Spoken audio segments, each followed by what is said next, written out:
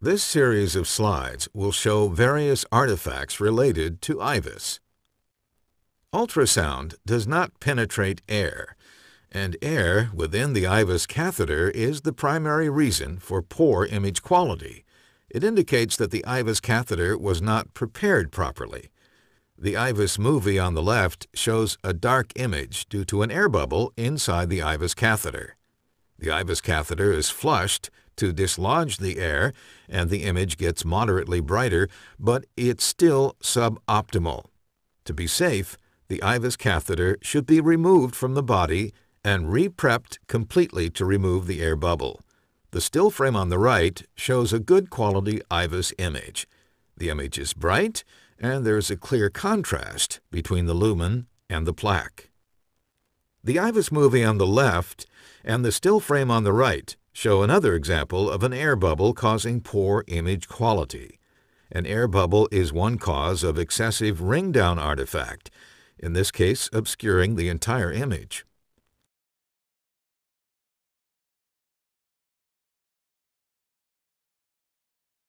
During IVUS imaging, it is often useful to flush saline or contrast through the guiding catheter to clear the lumen of blood. This helps to identify the true lumen area. However, as shown in this movie and in the accompanying still frames, the injected contrast can also create rapidly moving objects in the lumen.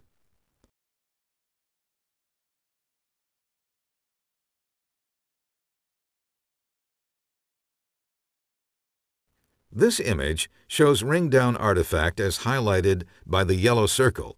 A ring-down artifact is usually observed as a bright halo of variable thickness surrounding the catheter that obscures the area of the image immediately adjacent to the catheter.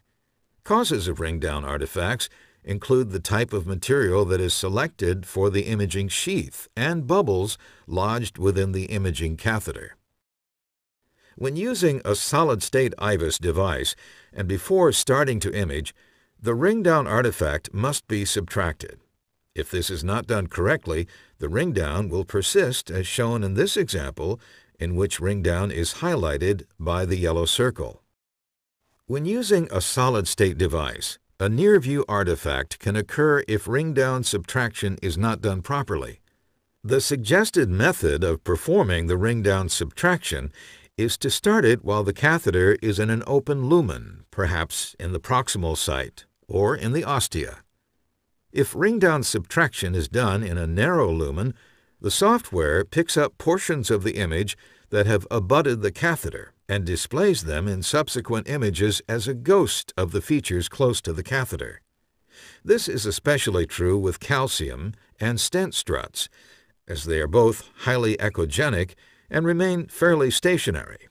A NearVu artifact only occurs within the inner 1.6 mm radius of the imaging field, since this is the area within which the algorithm functions.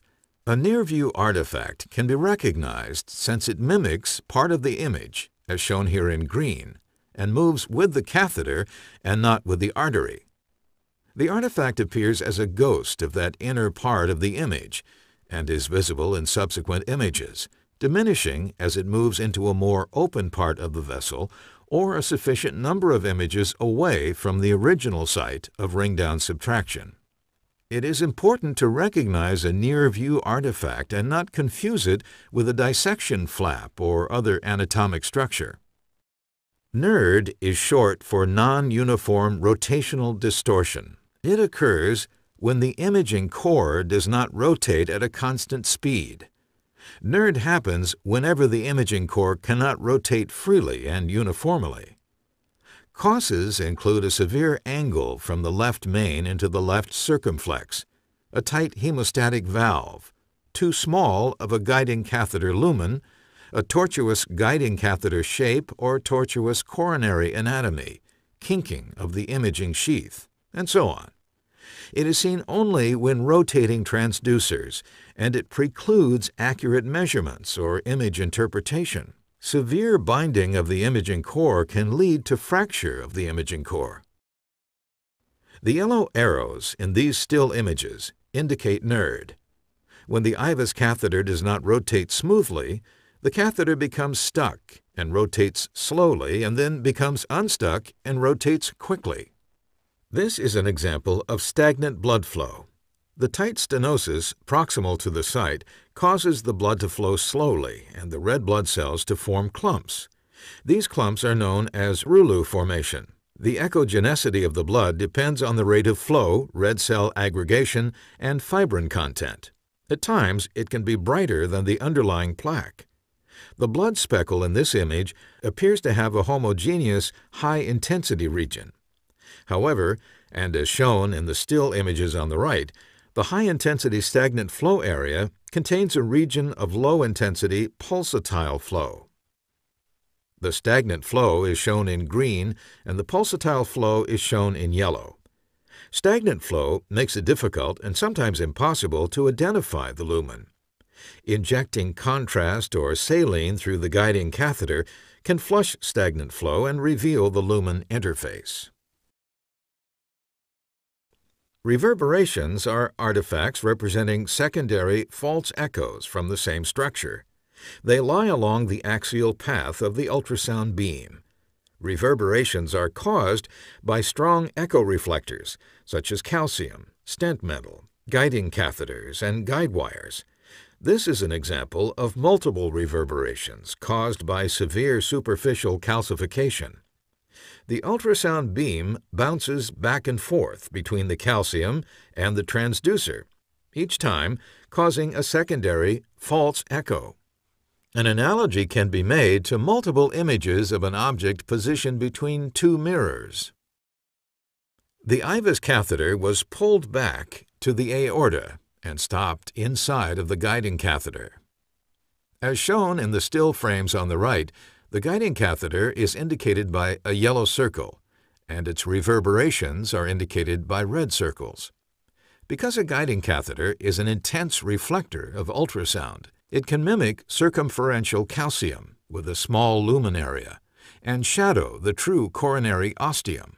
When imaging a coronary ostium, it is important to back the guiding catheter out of the artery so that the ostium can be visualized and not confused with the guiding catheter tip. This example shows two guide wires with their artifacts and their shadows as highlighted in yellow on the still images on the right.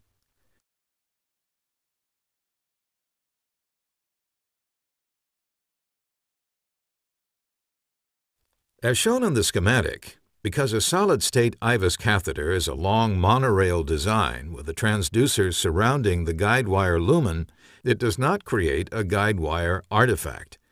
However, as shown in this example, when treating a bifurcation lesion in which a side branch is protected, there will be a second guide wire in the artery, and this second guide wire will be seen even when using a solid-state IVUS catheter. Also, as shown in this example, it is important not to confuse a guide wire artifact with a stent strut. This is an example of side lobe artifacts, as indicated by yellow arcs on the still images on the right. Side lobes are extraneous beams of ultrasound that are generated from the edges of individual transducer elements and are most prominent when imaging very strong reflectors, such as stents or calcium. Side lobes follow the circumferential sweep of the beam and should not be misinterpreted as dissection planes. Artifacts can cause incorrect image interpretations or measurements. Air bubbles and NURD are unique problems that are seen with rotating mechanical transducers.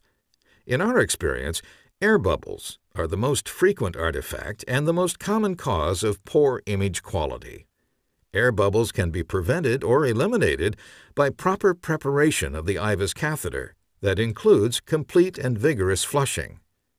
To prevent NURD, the IVUS catheter, along with guiding catheter, should be as straight as possible. And to be as straight as possible, guiding catheter size selection should follow recommendations of the IVUS manufacturer, and kinking from a tight hemostatic valve or other problems should be avoided.